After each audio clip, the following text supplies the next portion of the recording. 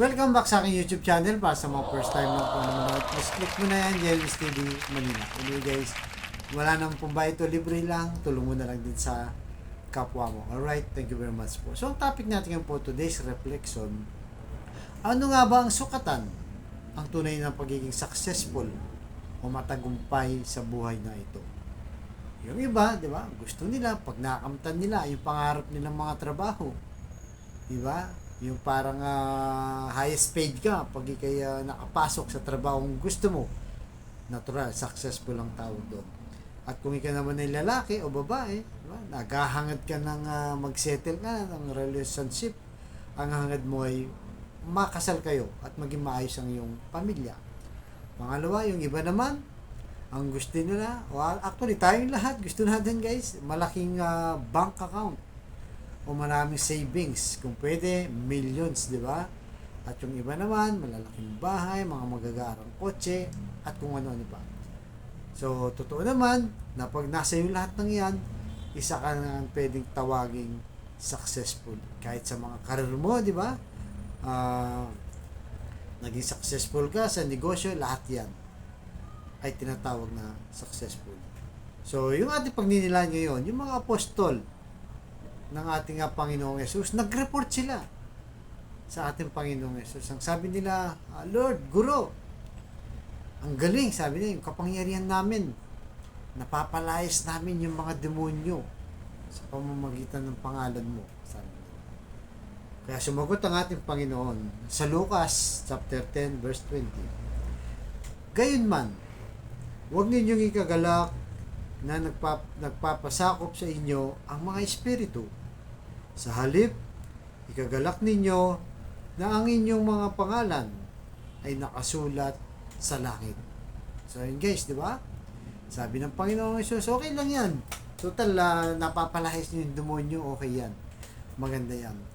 Pero, mas magsaya kayo kung nakasulat na nga ang pangalan niyo sa langit. Ibig sabihin, yung magkakaroon ng makakamtan natin yung buhay na walang hanggan. Kasi 'di ba, yung kapangyarihan binigyan ng ating Panginoon Hesus sa kanila, talagang pinagmalaki nila. Sa ating modern time, 'di ba? Sa ating modern time, paano natin ito may kukumpara?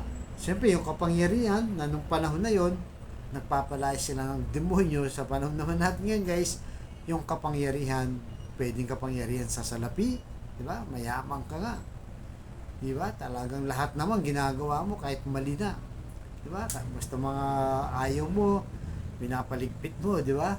At ang masakala pa dyan, kahit mga kamag-anak mo, hindi mo tinutulungan. Ibig sabihin, yung pera mo na yan ay nagpapalayo sa'yo para makapunta ka sa langit. Di ba? Kasi nga kung yung successful natin guys, ang nagiging problema, karamihan, di ba? Karamihan ay nilalagay sa ulo. Kaya kung minsan, di ba, may mga kaibigan tayo, yan, yumaman lang. Yumaman lang, di na tayo kilala, di ba? Dati, nung bata tayo, magkakasama pa yung mga, naglalaro pa nga tayo, di ba? Ngayon, di mo na siya marits. Yung iba naman, dahil pumasok na sa politiko, makapangyarihan na, ginagawa nila, yung binabraso nila, yung kanilang kapangyarihan para sila umangat. Nilagay sa ulo, gumawa ng hindi mabuti. Lahat pabor sa kanila, hindi na iniisip ang kapakanan ng taong bayan. Di ba? So, kung yan ang mga dahilan na yan, ang magpapalayo sa iyo, yan ang sinasabi ng ating Panginoon, ay mapapalayo sa iyo sa langit, ay wag na lang. Di ba? Kasi ang lahat ng bagay, guys, hiram lang. Even yung pinahiram niyang pagtanggal ng espiritu sa kanyang mga apostol, hiram lang yun. Ngayon, nasa na yung mga apostol nun? Namatay na. Diba? Pero ang Diyos, nandiyan pa rin. Diba? So, ganun din, guys. Pagka lumaki ang ulo mo, nag-college degree ka, meron kang mga masteral, diba? Nakapwesto ka na sa gobyerno, inaangkin mo na yung hindi sa'yo dahil nga mayaman ka, lahat ng lupa, binili mo na. Kahit may mga nakatira, tinanggal mo. So maraming paraan, di ba? Sa maraming kadahilanan, kapag umakyat sa ulo mo ang kapangyarihan, ang karangyaan, di ba? ay magpapalayo sa iyo sa ating sa pagpasok mo sa langit. Kaya yun po laging ilagay natin sa ating mindset, di ba? Na huwag ilagay sa ulo ano man ang ating nakamtan na successful. Powerful ka man, di ba? Marami ka mang pera, dahil hiram lang yan. Darating yung araw, lahat ng yan iiwan mo dito sa mundong ito. Kaya imbes na gawin mo yan para masama, gawin mo yan para tumulong ka, diba? Para makapasok ka sa langit.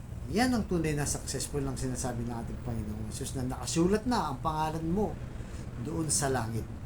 Yan po ang ating pagsikapan, dahil hindi lang natatapos ang lahat. Totoo, yung mga material na bagay na banggit natin, pera, bahay, lahat yan guys, importante yan habang nabubuhay tayo. Pwede mo yung pantulong. Huwag mo lang gawin talagang kasangkapan yan para maging masama kang tao at mapalayo ka sa Diyos at hindi ka makapasok sa langit, na kung saan yan po ang ating inaasam, diba? Na sana darating yung araw ay makamtan natin ang langit, na kung saan ay pinangako ng buhay na walang hanggan.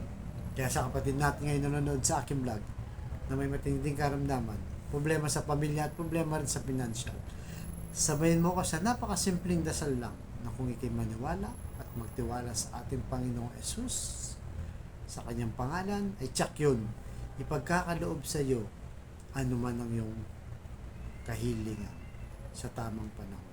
Sa tayo po manalangin. Lord, i-bless niyo po ang kapatid namin nanonood sa aking vlog na malubhan na po ang karamdaman. Stage 4 cancer na, Lord. Tinaningan na po ang kanyang buhay. Matagal na rin siyang bedridden. At kung ano-ano po mga karamdamang nararamdaman ng mga kapatid namin nanonood sa aking vlog, ipuhin niyo po, Lord, ng iyong mapagpagaling na kamay. Haplusin niyo po kung saan man siya kung saan man siya nasasaktan dahil sa sakit. At yakapin niyo, Lord, na mahigpit para sa kanyang pamilya. Alam naman po namin, walang imposible sa iyo kung iyong loloobin. Dahil sa milagro mo, matatanggal ang kanilang karamdaman. At ganoon din po sa pamilyang nagkakagulo, sisira na, nagkawatak-watak, dahil sa hindi pagkakaunawaan. Ipuhin niyo po ang kanilang puso na maging mapagkumbaba, mapagpatawad, at ibalik ang kanilang magandang relasyon, pagbigis-bigisin niyo po. Lalo na po sa financial, na kailangan po namin lahat. Lalo na yung mga kapatid namin walang-wala. Ultimong pambili ng 1 kilo ng bigas, Lord. Hinahagilap pa, hinahanap pa kung paano iraraos ang kanilang pamilya sa bawat araw na lumilipas. I-bless niyo po ang aming hanap buhay para sa aming pamilya. At patawarin niyo po kami sa aming mga kainahan at kasalanan. Ang lahat ng ito ay niling namin sa matamis na pangalan natin, Panginoon Jesus. Amen. To God all be the glory. Sa ngalan ng Ama, ng Anak, ng Diyos, Espiritu Santo. Thank you very much po.